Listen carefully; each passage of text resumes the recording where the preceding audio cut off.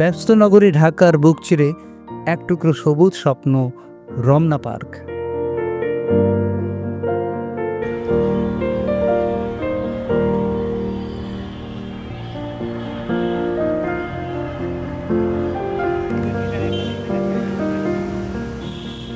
মহানগরীর কোলাহলের মাঝেও রমনা পার্ক যেন এক নীরব আশ্রয়। এখানকার ছায়া শীতল পরিবেশে মানুষ আসে শান্তির খোঁজে, প্রকৃতির ছোঁয়ায় ফিরে পেতে চায় নিজের অস্তিত্ব।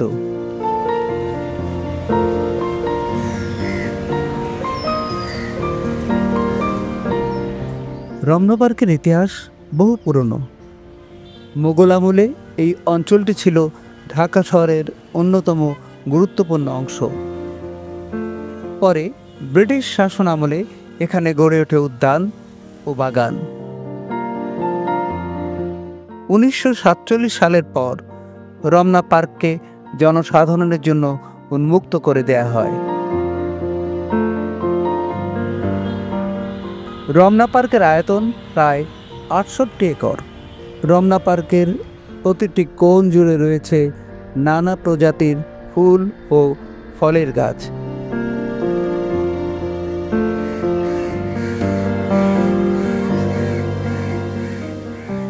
জানা যায় যে এখানে প্রায় 71 প্রজাতির গাছ, 36 প্রজাতির ঝোপঝাড় ও 38 প্রজাতির ঔষধি গাছ রয়েছে। প্রকৃতির এই বৈচিত্র্যই রমনাকে আলাদা করে তোলে।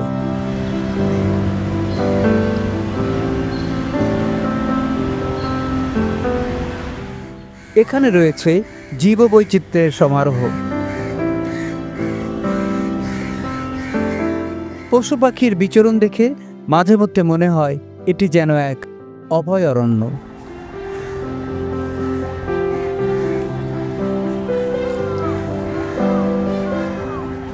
চঞ্চল কাঠবিড়ালি এদিক ওদিক দৌড়াদৌড়ি করছে। বিভিন্ন পাখি একটু পানির পরশ নিচ্ছে। প্রতিদিন সকালে রমনা পার্ক জমে ওঠে স্বাস্থ্য সচেতন মানুষের পদচারণায়। কেউ হাঁটে,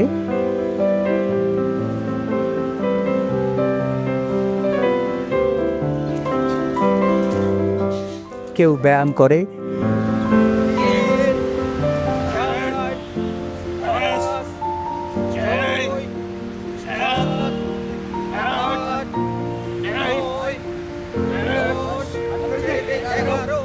কেউ আবার ঘোরাফেরা করে প্রকৃতির একটু ঘ্রাণ নিতে।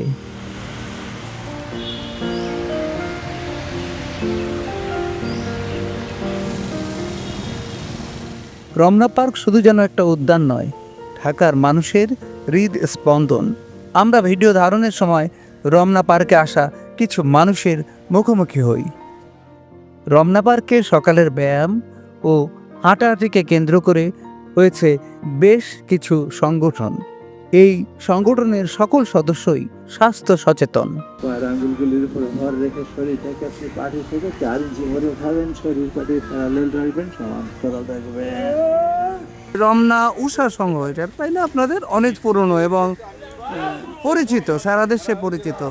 আপনারা এখানে বিভিন্ন কার্যক্রম পরিচালনা করছেন। আমরা এখন দেখছি যে আমাদের যুব সমাজ কিন্তু খুব বেশি এফেক্টেড হয়ে গেছে যেতে মোবাইলে। তারা এই সকালের ব্যায়ামতে আমাদের মতো এইভাবে আসছে না বা খোলা জায়গায় আসছে না। এদেরকে মোটিভেট করার জন্য আপনারা কি কোনো উদ্যোগ নিয়েছেন কোনো সময়? আমাদের সন্তান সন্ততি যারা আসলে সত্যি মোবাইলের দিকে আসক্ত, তাদেরকে কিভাবে এর থেকে আমরা পরিত্রাণ করতে পারি এবং আমাদের যে আগে যেরকম আমরা সকালই বাবা মায়ের সাথে বিভিন্ন জায়গায় যেতাম এবং যে কার্যক্রমগুলো করতাম সেগুলো আসলে এখন তারা করতে চায় না।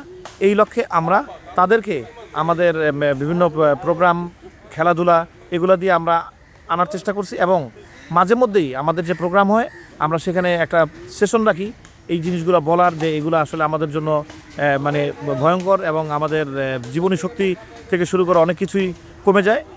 পাশাপাশি আমরা প্রায় শুক্রবারই আমাদের এই সম্পর্কে একটু বক্তব্য থাকে যে আমাদের সন্তান সন্ততিরা যেন এই দিকটা থেকে আমরা বিরত রেখে মাঠে আনতে পারি এবং আনার চেষ্টা করি আমরা। আমাদের ছোটবেলা আমরা সকলে হাঁটাহাঁটি করতাম বাবা মার হাত ধরে। আমাদের বাচ্চারা যে মোবাইলে আসক্ত হয়ে যাচ্ছে, তাদেরকে কি এই দিকে ঘুরিয়ে আনার জন্য কি উদ্যোগ নেওয়া যেতে পারে?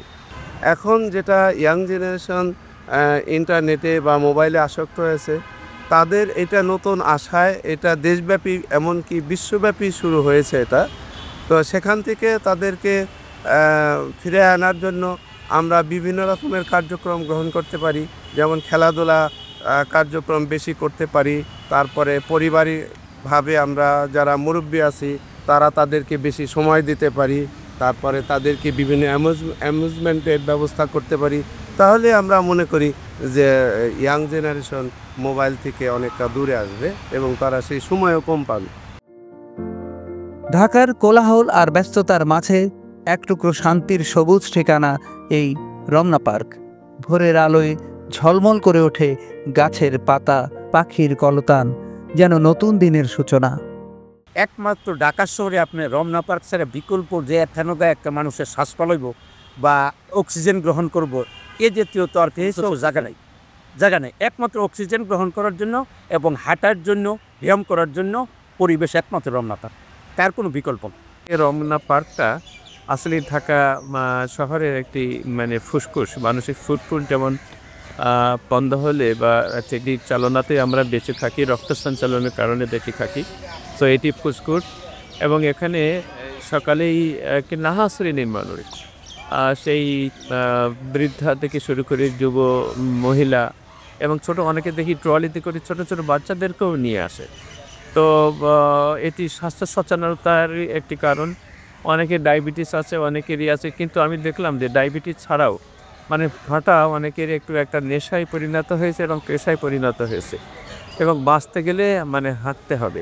নিজের সুস্থ থাকার জন্য সবার ব্যায়াম করা উচিত, কারণ আমাদের প্রতিটা অঙ্গ প্রত্যঙ্গ যে ফাংশনগুলি কাজ করে, যদি আমরা ঠিকমতো ব্যায়াম করি এবং হাঁটাহাঁট চলা করি, তাইলে আমাদের সবগুলি অঙ্গ প্রত্যঙ্গ ঠিকমতো কার্যক্রম থাকবে এবং আমরা বিভিন্ন ধরনের রূপ থেকে আমরা আর কি আল্লাহর অশেষ রহমতে আমরা থাকতে পারবো, রক্ষা পাবো। এখানে আসলে মন ভরে যায়। সবুজ প্রকৃতি আপনার মনকে চঞ্চল করে দেয়।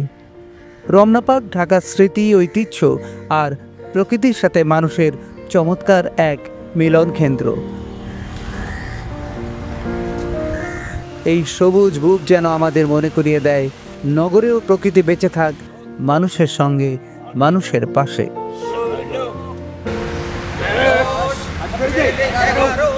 ঢাকার মধ্যে যদি আমরা অক্সিজেনের ভাণ্ড বলি, যে অক্সিজেন যেখান থেকে নিঃসরিত হয়, সেটা হচ্ছে রমনা পার্ক।